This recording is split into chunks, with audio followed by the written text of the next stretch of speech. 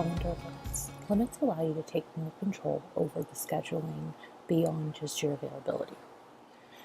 Your account will have, if you have more than one calendar, a default client schedule limits that applies to all calendars. This is, so if you have multiple employees, it will apply to all of them, but then on each calendar you can set overriding limits as well to further customize things. So under general scheduling limits, we can click whether or not we want to allow clients to reschedule their own appointments. You can click whether or not you want them to cancel their own appointments. You can click whether or not you want to allow them to edit intake form questions after scheduling.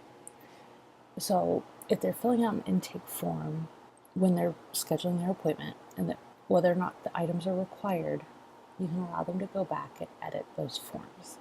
There's a button you can add to your email, your confirmation and reminder emails, as well as a button on the confirmation page.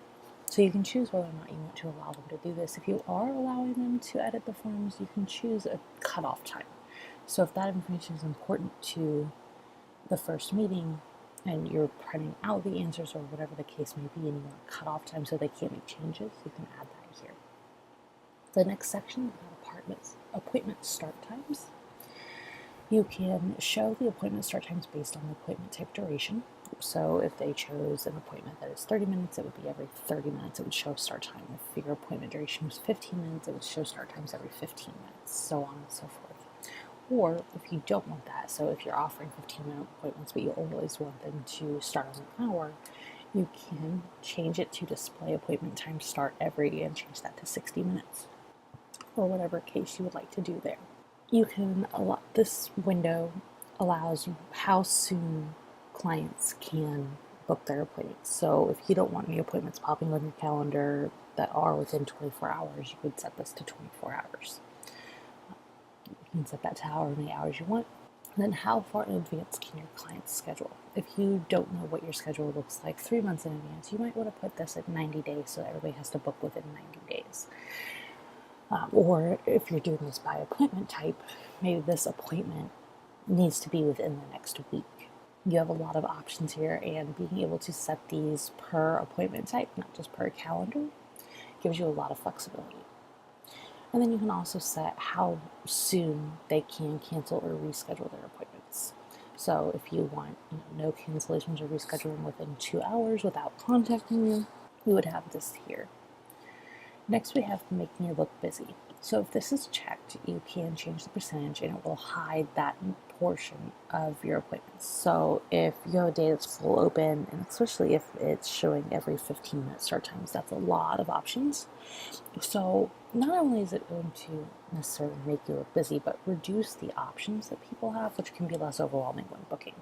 So if you did, take out 50% of my appointments, or 75 or 25 or anything in between, it would give fewer options on that home page, on the booking page, which may make it easier for your clients to schedule. You can also minimize gaps in scheduling.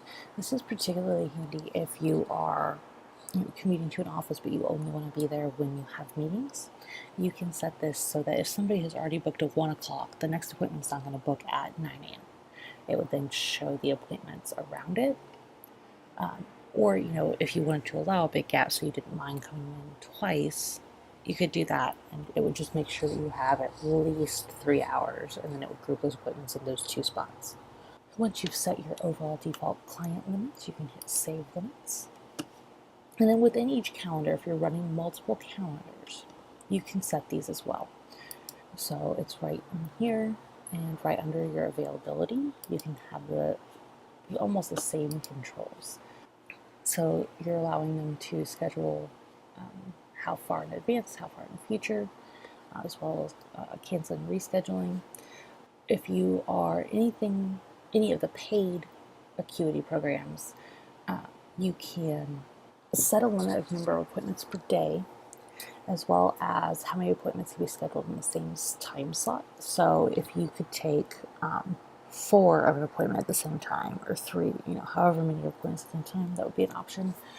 And then you can also do a number of appointments per day, So if you want to, however many spots you have open, fill them up, or if you wanted to have a max hours that are booked per day, or max number of appointments per day, or max number of appointments per week, and you can even set all three if you wanted.